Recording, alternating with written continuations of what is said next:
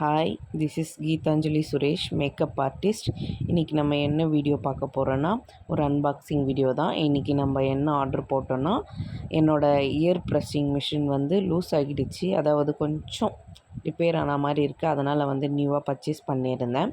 நல்லா சேஃப்டியாக பபிள் ரேப்லாம் பண்ணி நல்லா கொடுத்துருந்தாங்க. அதை நம்ம ஓப்பன் பண்ணி பார்க்கலாம் எப்படி இருக்குன்னு. நல்லா தான் இருந்துச்சு, நல்லா சேஃப்டியாக தான் இருந்துச்சு. மிஷின் ஓப்பன் பண்ண உடனே ஒரு ஸ்கெட்சு, 10 பீஸ் கம்பல் மிஷின். ஃபஸ்ட்டு நீங்கள் வாங்கின உடனே வந்து மிஷினை வந்து செக் பண்ணுங்கள். மிஷின் எப்படி இருக்குன்னு பாருங்கள். நல்லா இருந்துச்சுன்னா ஓகே, இல்லைன்னா வந்து அந்த ப்ரெஸ் பண்ணுற இடம் வந்து நல்லா நோட் பண்ணுங்கள். நீங்கள் அதில் எதனா பிசுறு எதனா ஒரு மாதிரி இருந்துச்சுன்னா அதை நீங்கள் ரிட்டன் பண்ணிவிடுங்க. ஏன்னா நம்ம கிளைண்ட்டுக்கு யூஸ் பண்ணுறது அது. காதுக்கு நம்ம டைரெக்டாக யூஸ் பண்ணுறதுனால காதில் வேறு எங்கன்னா கூட அவங்களுக்கு வந்து அடிபடுறதுக்கு சான்ஸ் இருக்குது. அதுக்கெலாம் நம்ம வந்து இடம் கொடுக்கக்கூடாது. அதனால் வந்து மிஷின் எப்படி இருக்குன்னு கரெக்டாக பார்த்து வாங்கணும், சரிங்களா? மார்க் பண்ணுறதுக்கு ஒரு ஸ்கெட்சு அந்த மாதிரி கொடுத்துருந்தாங்க.